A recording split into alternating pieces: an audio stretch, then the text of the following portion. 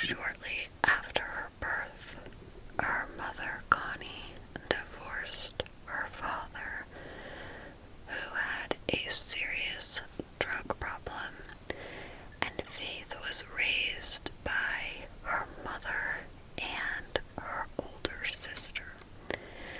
Faith's older sister, Rolanda, was 18 years older than her, so she was kind of like a second mother to Faith. Connie said she named her daughter Faith because Faith was what she was going to need to raise 4 children. After her parents divorced, her father moved to Hickory, which was about a 4-hour drive from Hollister, where Faith lived with her mother. Faith's father told Dateline, quote, Faith, well, Faith was a joy, a true joy. She was a gift, you know, because she came to us at a low point in my life. She kept me going. She was my faith, end quote. And her mother had similar sentiments, saying that Faith came into the family during a very difficult time, and she really helped the family work together and stay focused in what they were doing. Faith was described as being very friendly, very funny, and kind of a little bit goofy. She loved to laugh, and she was friends with everybody. Faith was a great student. She worked very hard in school.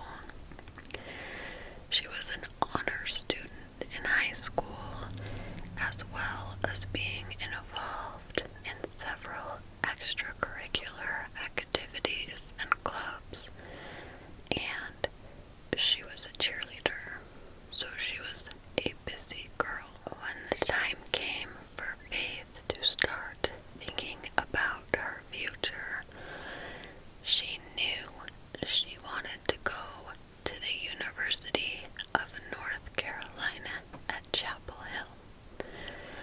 And not only was Faith accepted, but she got a very prestigious scholarship to attend the school as well. Faith had wanted to study medicine and dreamed of becoming a pediatrician. In 2012, Faith was in her 3rd year of college. She was working very hard. She was doing well in school and also working at a Red Robin restaurant as a waitress. She lived in an apartment in Durham with her best friend, Karina Rosario, and she was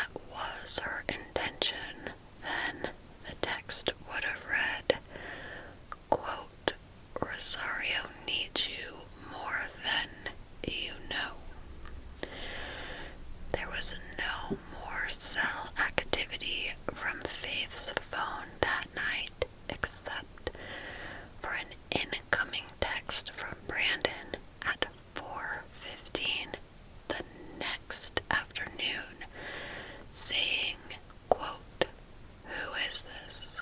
So, at the same time that Faith is texting Brandon, trying to get him to come over, Karina is also trying to call him, but he doesn't answer either girl. A while later, Karina called another man named Jordan McCrary, and after that, she left the house.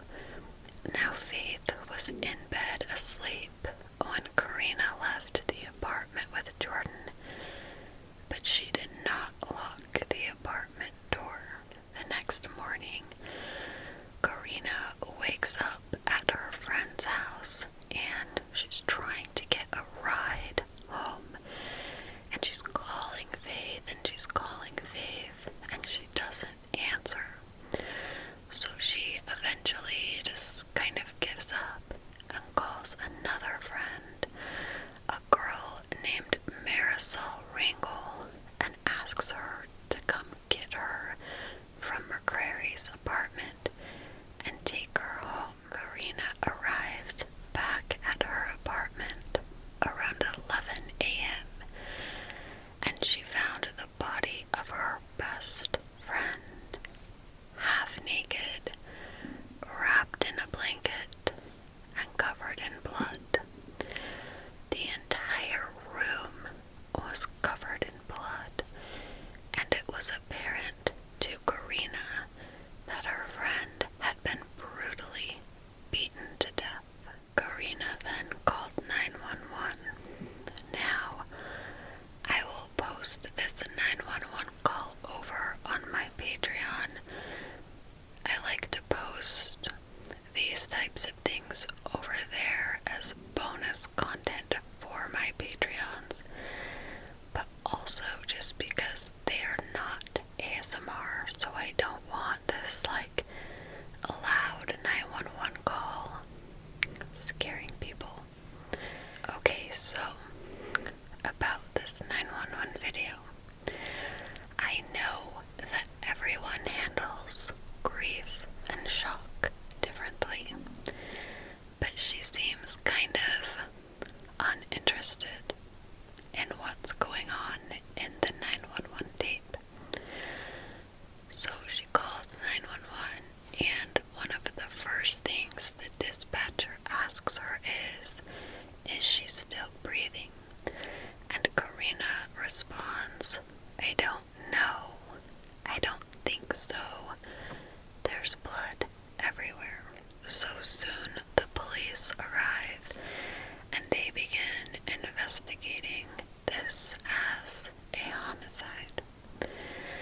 They quickly were able to determine that Faith had been sexually assaulted, and they were later able to retrieve a DNA sample from her rape kit. A note was also found at the scene that was believed to have been left by the killer.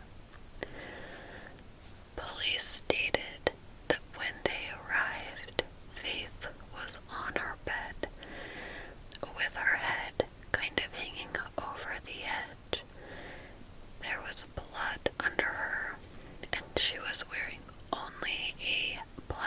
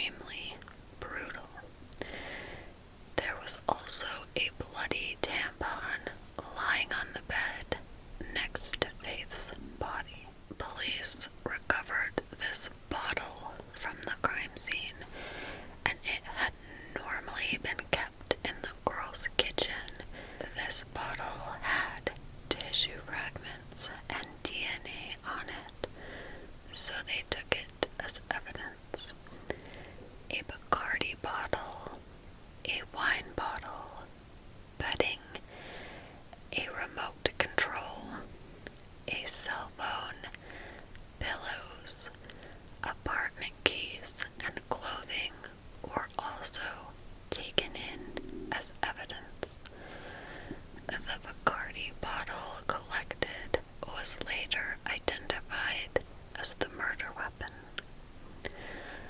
Police also discovered this handwritten note at the scene, and the note had been written on an old bag, like an old fast food bag. The note said, quote, "I'm not stupid bitch, jealous." This note was found laying on the bed. Because of the discovery of this note, police theorized that whoever had done this to Faith knew her. The autopsy report indicated that Faith had been bludgeoned to death, and her cause of death was blunt force trauma to the head. There were cuts and bruises on her arms and legs, as well as blood underneath her fingernail.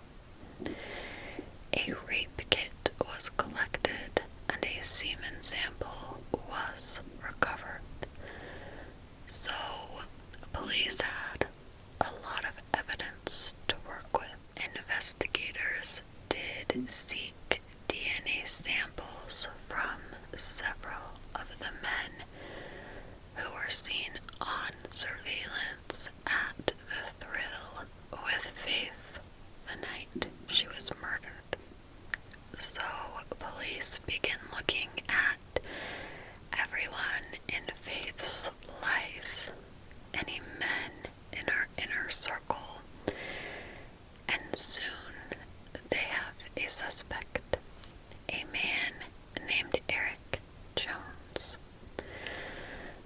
So, when Faith had first moved in with Karina, she was living with her boyfriend, a man named Eric Jones. And Eric was pretty possessive of Karina. He was very controlling. And as this relationship kind of progressed, Faith was Karina's rock. It was a very turbulent relationship, and she often needed the emotional support of her best friend. Faith ended up helping Karina get a protective order against Eric when things got really out of hand, and Eric blamed Faith for his failed relationship with Karina. In Eric's mind, it had all fallen apart after Faith moved in, and Faith was influencing her friend to leave Eric. Eric ended up moving out of the apartment, but he didn't go far. He just moved into a different apartment in the same complex. Drugs really seemed to be a big issue in his relationship with Karina. So Eric moves out, and then he tries to break into the apartment after he leaves, and we know he was successful on at least one occasion. He broke in and grabbed Karina and just threw her down on the ground super hard. So police find out that hours before Faith's murder, Eric changes his cover picture on Facebook to a picture of a quote, and the quote says, "Dear Lord, forgive me for all of my sins and the sins I may commit today. Protect me from the girls that don't deserve me and the ones that wish me dead today." Police also find out that Eric had sent a text message to his friend the day before the murders, and in this text he's basically asking his friend to forgive him for something that he's about to do.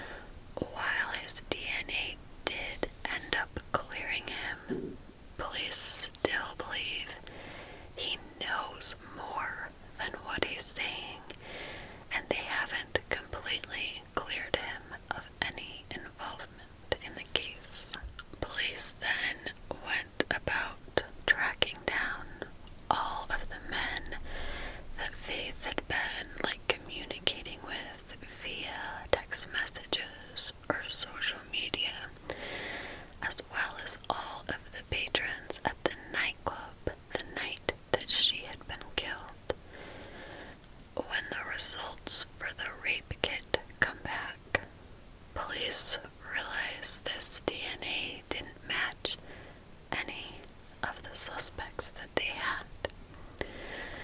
So FBI profilers were brought in to try and create a profile of the killer. They said that the killer had likely lived close to Faith at some point and had likely been interested in Faith romantically. He was likely very obsessed with her case, and he would talk about it, like bring it up all the time. The DNA sample recovered ended up being sent to a different lab to have a composite built using phenotypes. It was determined that the suspect was Latino and had dark hair and dark eyes. So they kind of make up this composite and they show it to Faith's family and friends, but none of them recognize the composite. Years after Faith was murdered, police release a piece of evidence hoping that it will generate more tips in her case. This evidence was an audio clip of Faith that was taken from the voicemail of a friend, so it kind of seemed like she had pocket dialed this friend. And the audio is really not good. You can't really understand what's being said. But most people agree that this voicemail is of Faith and another unidentified female, as well as two separate male voices. Crime Watch Daily brought in an expert who specialized in pocket call audio.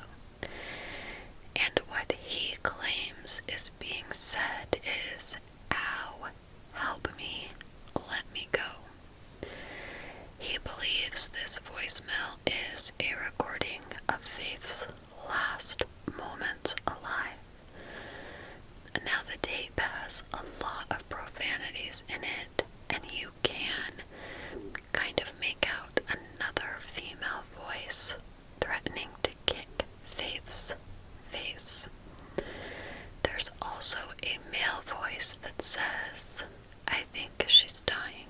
Police ended up completely dismissing this tape because the timestamp showed that the call was made while Faith was at the nightclub and not back at her apartment. But later, experts came out saying there may have been some kind of glitch and that this really was a recording of Faith's murder. Now, I will also put this recording over on Patreon if you want to hear it, but again, you really can't make out much of what is being said. Okay, let's talk about Karina now. It's really weird that Karina left her apartment unlocked when she knew her best friend was in there asleep. Also, she had been having a lot of problems with her ex-boyfriend breaking into the apartment, so it seems like super strange that she just didn't lock the door. When she placed the 911 call, she seems to be by herself. She says, "I just got here." She doesn't say "we," and she's not talking to anybody else on the call. However, she never identifies herself, and the dispatcher asks her several times before she states her name. She also never says Faith's name. She just refers to her as "my friend." A lot of people have really read into this, and I don't know because there's not a ton of evidence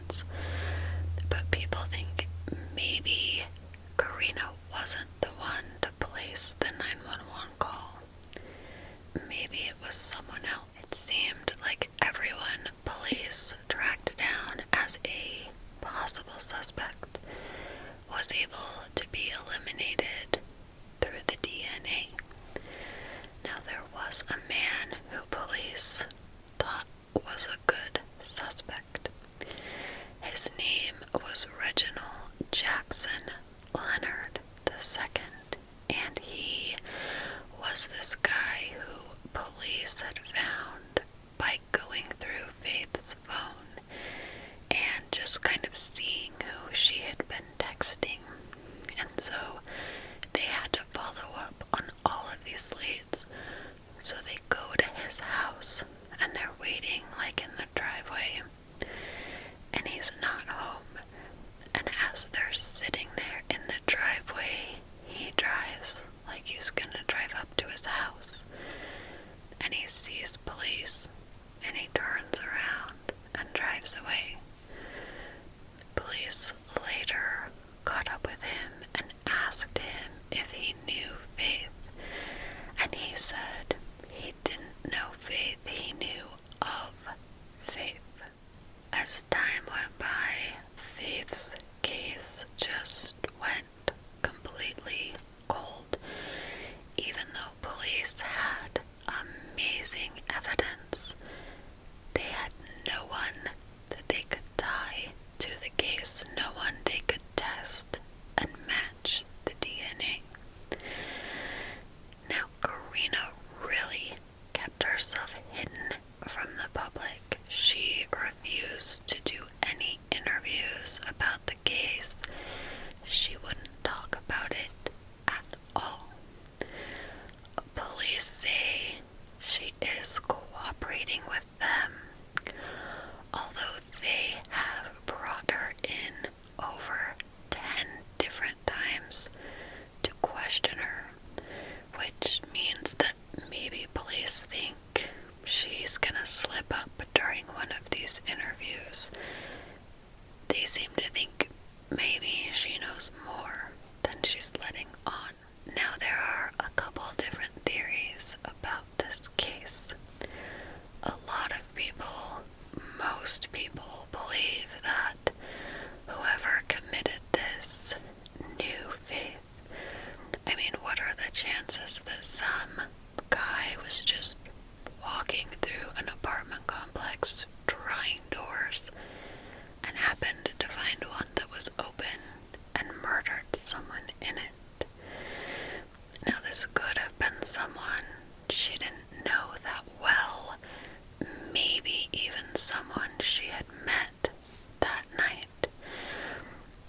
This theory says that maybe she was at the bar drinking, and maybe there was a man who was showing interest in her. I mean, Faith is gorgeous, and she shut him down, and this angered him, and he followed her back and took out his rage. So that's one theory. Another theory involves Eric. Now, a lot of people believe Eric was behind this crime. He had threatened her in the past. He had posted some cryptic Facebook stuff. He had sent that text message to his friend. He was known to be a very violent guy. He hated Faith, and he lived in close proximity to her. While his DNA excluded him from being the person who raped Faith, that doesn't necessarily mean that he wasn't involved or he didn't somehow orchestrate the entire thing.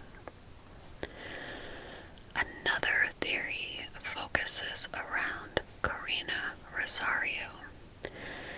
This theory says that she was either involved in the murder or she knew who was behind it.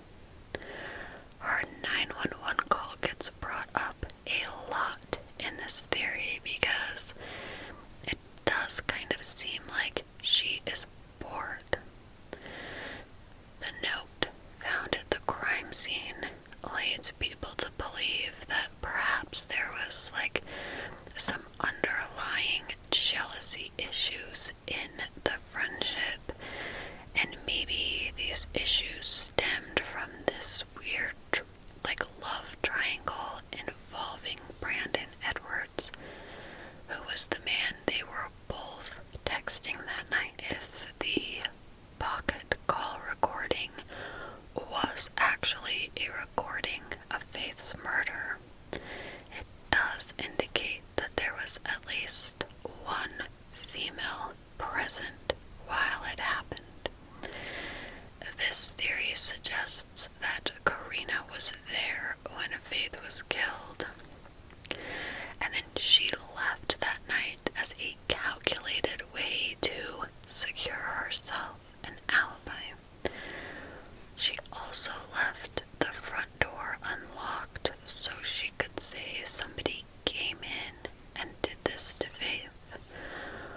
Or did she leave the door unlocked so that somebody could come and do this to Faith? So the other theory that involves Karina is that she wasn't involved in the murder, but Faith was murdered to send Karina a message, and this note that was left behind was intended for Karina. And this kind of makes a little more sense to me, because why would you leave a note for someone you just killed? They're not gonna read it, so that doesn't make sense to leave a note behind for a dead person. This case had so much good evidence. Solving the murder is just a matter of matching the DNA with a suspect. Someone knows something about this case. Police still haven't even really ever released a motive for Faith's murder. And in the meantime, the case has just gone cold. Her family is offering a $40,000 reward for information that leads to an arrest of the person responsible for Faith's murder. Anyone with information about Faith's case should contact the Chapel Hill Police Department at 919-614-6363 or Chapel Hill Crime Stoppers at 919-942-7515. So that was the murder of Faith Hedgepeth. I definitely think that it was someone who knew her, and I am suspicious of both Chris and Karina. If Chris was somehow involved and this was sending a message to Karina, it makes sense that she would be too scared to come forward or tell anybody any information regarding the case. The reason I'm so suspicious of Karina is because she told police she left without locking the door. It wasn't like she totally forgot and didn't lock the door. She just didn't lock the door. And that seems really weird to me. Anyway, let me know what you guys think in the comments.